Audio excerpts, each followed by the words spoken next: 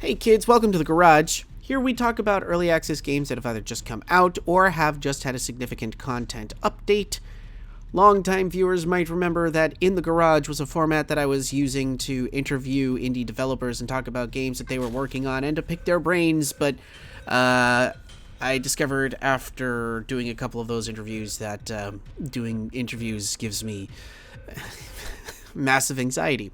So I decided to stop doing that, but I wanted to keep the In the Garage name and format around, and so after a lot of thinking, I decided that what I would do is I would use this format to do brief, off-the-cuff, unscripted, improv thoughts on the early access games and content that were being released, rather than do a full scripted video every time an early access anything happens. It saves me time, it allows me to talk about indie games, which is what I want to do, and then I still get to focus on the longer format video essays that I've been working on without, feeling like I'm sacrificing any time towards any one thing, because there's too many games that come out. There's too many. So let's get down to brass tacks. Today's game is Hellscreen. Hellscreen released on March 9th into early access. Episode 1 is out now. It was developed by UK Resistant, and this is a fantastic little fucking game. I'm really excited about where this is going, and I had a really good time playing it. It is a little rough in places, but I'll get to that in a second. First, I want to talk the positives. The positive number 1, this is gorgeous. The graphics are glitchy, CGA style, blues and reds and whites and blacks, and it's a little harsh visually on the eyes at times. Like, there's a lot of flashing, there's a lot of glitching, but that's the nature of the game. That's part of the aesthetic value of the game. You play an unnamed protagonist who is wandering around this weird digital hellscape that features a lot of Giger-esque designs and machinations, and it doesn't really lean too hard into the biotechnological type of stuff that Giger did, or that you would see in stuff like Prometheus or Alien.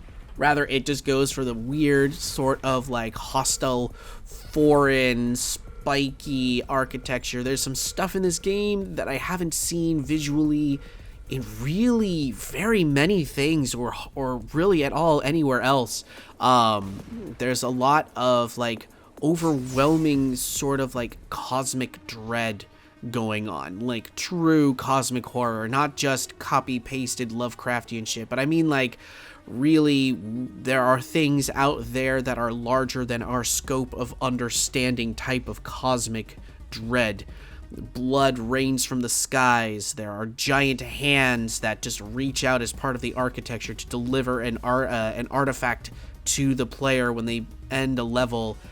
It's big and expansive, and it is huge, and it makes you feel very small in the grand scheme of things, and I really, really appreciate that, because one of the leans of the game is that you don't really know what's going on. The game does not provide a lot of context for what is going on until the very end of the episode after you beat the final boss, and even then it really doesn't explain a whole lot. It's just that this is some kind of weird digital hellscape that we are trying to find our way out of. And you know what? Honestly, that's enough for me. The game doesn't really present itself as a narrative-driven type of style. Rather, it is more about the exploration and the experience. It's kind of like a first-person Metroidvania versus a first-person straight-up shooter. The gunplay mechanics in here are well implemented, but they're not going to really, I think, challenge experienced first-person shooter players. And I also don't think that it is meant to provide a challenge for experienced first-person shooter gamers. Rather, it's more of a means to an end, a tool in the face of how to get around and how to navigate. The gunplay, while, being... I don't mean this as a dig. The gunplay itself is fairly genetic, but the way... genetic. This is why I use scripts. The gunplay itself is fairly generic. Run, shoot, that sort of thing. But the way that it is executed in line with the game's main gimmick, which is the fact that you have this digital rear view mirror, which you see at the top of the screen continuously, as a smaller window, or you can press the shift key to enlarge it so it takes up half your screen so that you can see behind you much more clearly. The gunplay used in tandem with that is where the game really shines, because your target reticle, when you're aiming forward, has two little arrows on either side of it, and you can see them fill up when you're moving forward. So what's neat about this is it's telling you that when you're standing still or strafing or moving backwards, you're just doing the normal amount of damage, the base amount of damage that the weapons do. Moving forward, when you see those arrows light up, they're telling you that you are now able to do double damage because you're moving forward. And even cooler is that if you are aiming using the rear view mirror, aiming behind you, because you can shoot behind you just by right-clicking. Left click shoots forward, right click shoots behind you. And it's seamless, by the way. All you have to do is just click and you're immediately shooting either in front or behind you.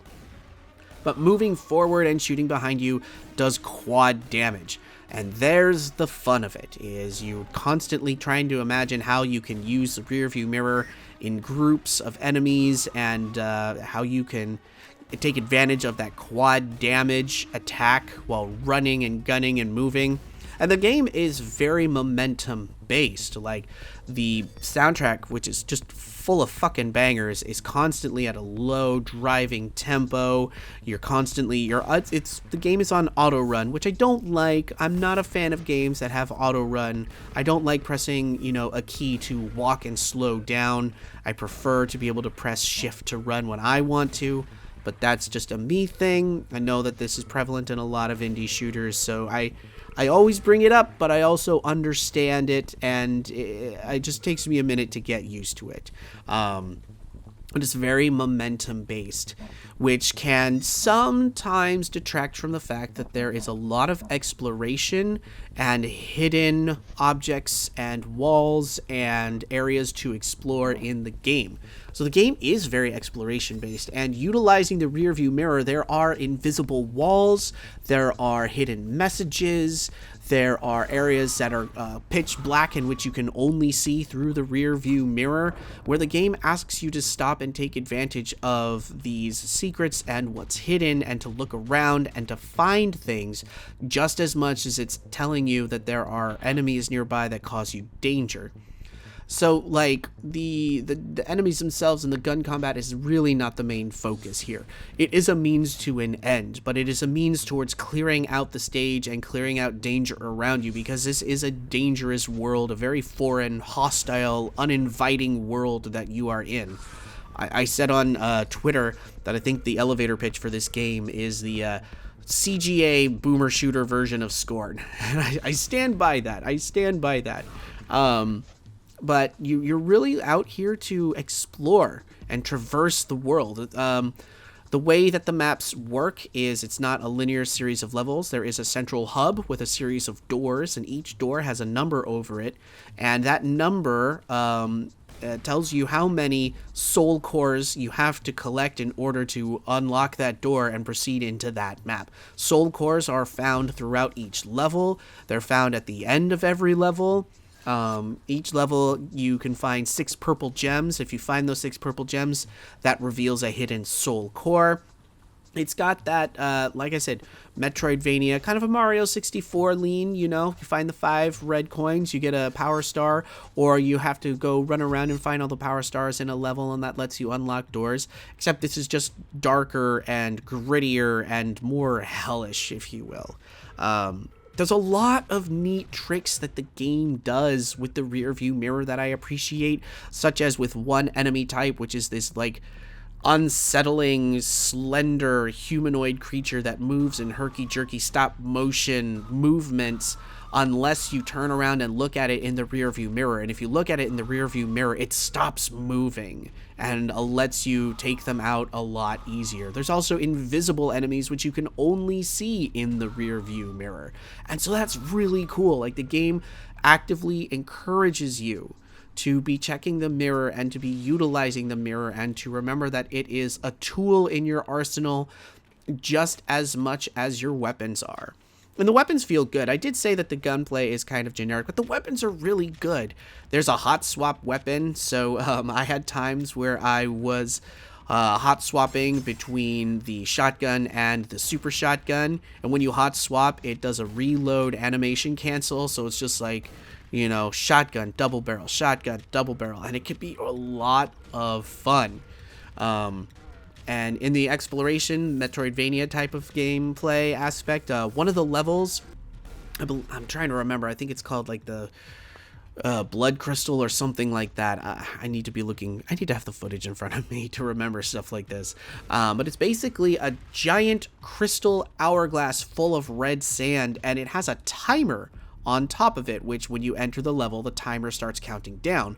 And the timer counts down while you are playing the game. So like after 40 minutes of gameplay, the timer stops and the sand stops pouring.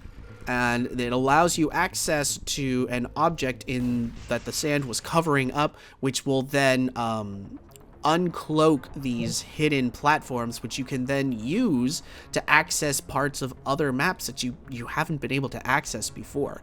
So the game really builds itself on you exploring parts of a map, finding soul cores, unlocking other maps, finding items or other soul cores in those maps, and going back and forth and unlocking things. There's a weapon, at least one weapon that I know of that I've seen in the trailers that I still haven't found yet because there's parts of the game that I haven't unlocked. There's it's really neat to have like a very like more hardcore style like Metroidvania first person shooter kind of like I really fell in love with Vomitorium a couple of years ago, and it was much more in the vein of a Metroidvania, and where that game, you know, you went back and forth while accumulating new items that would let you traverse. This game definitely feels more intentional in that regard, and I really like that. If there are any criticisms that I can levy, and this isn't even necessarily a criticism so much as an acknowledgement, it's that the game is in kind of a rough state. There are some bugs, there are some glitches, like the game kept resetting my mouse settings, it reset my graphics settings a couple of times. At one point during an update, it completely erased my progress, and I had to go back and start all the way over, which at first was very frustrating, but then I stopped, and as I was going through the game again, I noticed hidden pathways in the earlier levels that I hadn't noticed before, and so gave me this insight like, oh, I know how to unlock that. So then I was able to go back and go and get these soul cores a whole lot easier. And so like that's like I said, that's not a criticism so much as an acknowledgement, because early access games are not going to come out like super perfect day one, and UK Resistant has been hard at work squashing some of these bugs and fixing some of these glitches, and so like while it is a little annoying to have to double check, okay, did it reset my mouse settings, did it reset my graphics settings, like you'll see here in the footage, like the saturation and the brightness are looking a little different depending on what footage I was using, because it kept resetting things, so I kept playing around with it, trying to reset it, trying to get it back to different levels. And if anything I can say is definitely a criticism, it's that the enemies don't feel incredibly difficult. The weapons don't feel very punchy. Like I would really like to see the weapon damage get punched up a little bit. You know, obviously you're trying to get that double damage, get that quad damage, so like I don't know, there's something about the punch of the weapons. It just doesn't have a lot of oomph to it. It doesn't feel like I'm doing a lot of damage. Feels like things are taking more shots than they really should be. But it doesn't really detract from the overall experience, I would say. Like, it again, this game is really more about the exploration and the experience of it, rather than the ultra nightmare, sweaty, spicy combat of like a Doom Eternal or an Ultra Kill. This game is about the exploration and the experience, and for that alone, it is succeeding. It is absolutely succeeding, and I really appreciate the fact that it stopped me in my tracks and made me think about what weapons I had and what paths I hadn't taken and what I could go back and unlock and what I could go do in order to find more of the soul cores in order to unlock the game.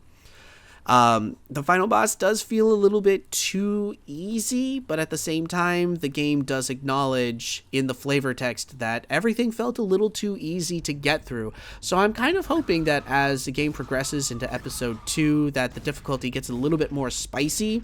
Maybe episode 1 is just kind of a nice introductory with like a slow, steady difficulty ramp, and that episode 2 is where things get kind of hectic. I would really like to see that. But overall, I can't recommend this game enough. It should be noted, don't go in thinking that this is going to be like a really fast-paced boomer shooter, sweaty experience. There is good combat. There is a decent challenge. But this is more about the exploration. This is more about the experience. This is more about being submerged into this world, which it got me. Yeah, absolutely. I'm fully invested in seeing where this world goes. And then the final question is, game came out, it is $17.99. Is it worth that much right now? Absolutely yes. Holy hell yes. Pick this up, give it a try, get in on the ground floor and see where it goes, especially as like it builds and the bugs get ironed out. In the menus is accessibility options and graphical options, and while it's still limited right now, it is promising more details and fine-tuning to come so that you can really tweak the gameplay and tweak the graphics the way that you want to make it look. Again, Hellscreen is a game that I have been following for a while. I was super impressed by the demo that came out at Next Fest last year, and I'm super impressed with the game where it is now. I do need a soundtrack though. If we could get a copy of the soundtrack on like Spotify or wherever, because these are bangers, and I really love the music in this. Anyways, I have rambled long enough. If the blah, blah, blah. This is why I script everything. Thank you kids so much for watching. I've got a link to Hellscreen in the description below. Go check it out. Go follow UK Resistant on Twitter for updates. I've got a link, if you want to support the channel, I've got a link to my Patreon down below, as well as Discord and Twitter and all of that shit. And I am gonna go play some more games. I've got another early access game that I'm gonna talk about here in the garage soon, as well as my History of Descent video, which is coming out next month. So stick around, stay hydrated, stay safe out there, and I'll see you next time, kids.